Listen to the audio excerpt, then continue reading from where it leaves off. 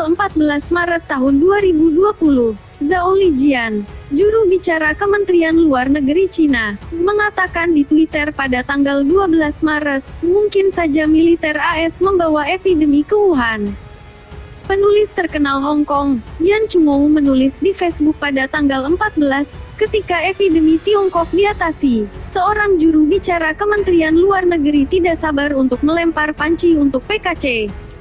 Yan mengajukan 10 pertanyaan kepada PKC, dan menekankan bahwa PKC tidak Cina ingin meminta maaf kepada 1,4 miliar orang Cina dan dunia.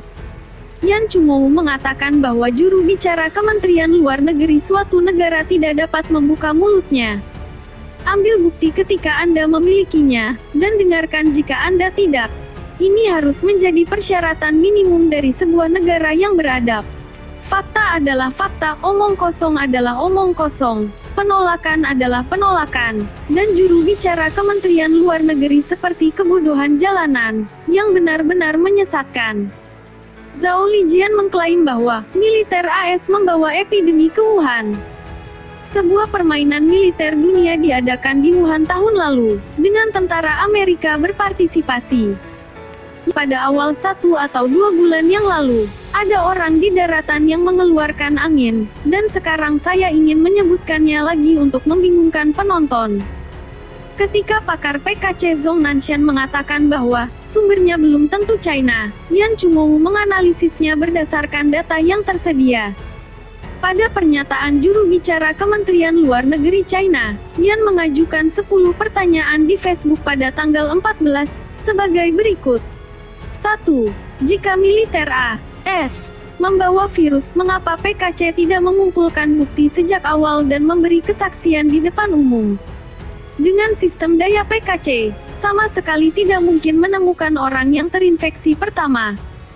Jika Anda mengikuti petunjuk, Anda akan dapat melacak permainan militer, melacak seorang prajurit Amerika, hotelnya, dan orang-orang yang telah Anda hubungi.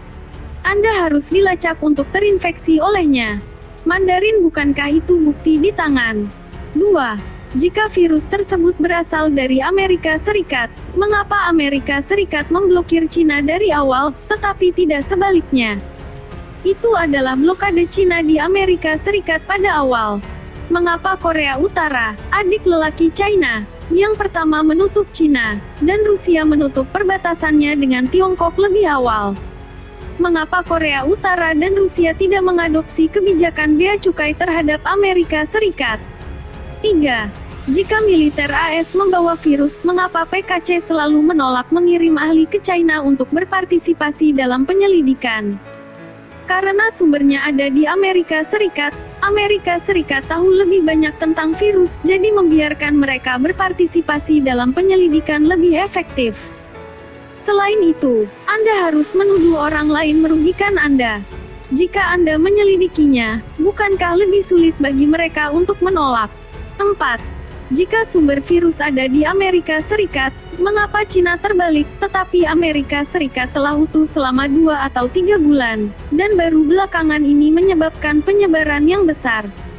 Jika Amerika Serikat dapat membuat virus patuh, itu hanya diperbolehkan menyebar di Cina, dan tidak diperbolehkan menyebar di negaranya sendiri, maka tidak akan merepotkan hari ini, bukan? 5. Pada awal wabah, Profesor Hong Kong Guan Yi pergi ke Wuhan untuk menyelidiki. Pada saat itu, pasar makanan laut Cina Selatan telah dibersihkan. Jika virus datang dari Amerika Serikat, mengapa Anda membersihkan pasar makanan laut Cina Selatan? Pada saat yang sama, pemerintah Cina telah memerintahkan negara itu untuk menangguhkan perdagangan satwa liar. Virus ini berasal dari Amerika Serikat. Apa yang penting bagi satwa liar Cina? 6. Pada awal pecahnya, Partai Komunis Tiongkok segera mengirim Mayor Jenderal Chen Wei, seorang ahli senjata biologis dari PLA, untuk mengambil alih laboratorium P4 Wuhan. Virus tersebut berasal dari Amerika Serikat. Ada apa dengan laboratorium ini? 7. Pemerintah Tiongkok PKT memberitahu Amerika Serikat mengenai epidemi pada tanggal 3 Januari. Saat itu, orang-orang di seluruh negeri tidak tahu. Jika virus itu berasal dari Amerika Serikat, mengapa tidak melaporkannya ke China terlebih dahulu, dan biarkan orang China menaikkan alarm dan berhati-hati terhadap AS? Perang biologis imperialisme. 8. Jika virus itu berasal dari Amerika Serikat, apakah pemerintah China, Partai Komunis China, melaporkan bukti keracunan tentara AS kepada pemerintah AS ketika virus itu dilaporkan, mengingatkan pihak lain untuk melacak sumber dan meningkatkan pencegahan epidemi? 9. Tidak ada lelucon pada kesempatan diplomatik, dan kata "mungkin" tidak dapat dengan santai diucapkan. Bisakah Amerika Serikat mengatakan bahwa Taiwan, mungkin, milik Cina? Hong Kong, dapat menerapkan satu negara, dua sistem?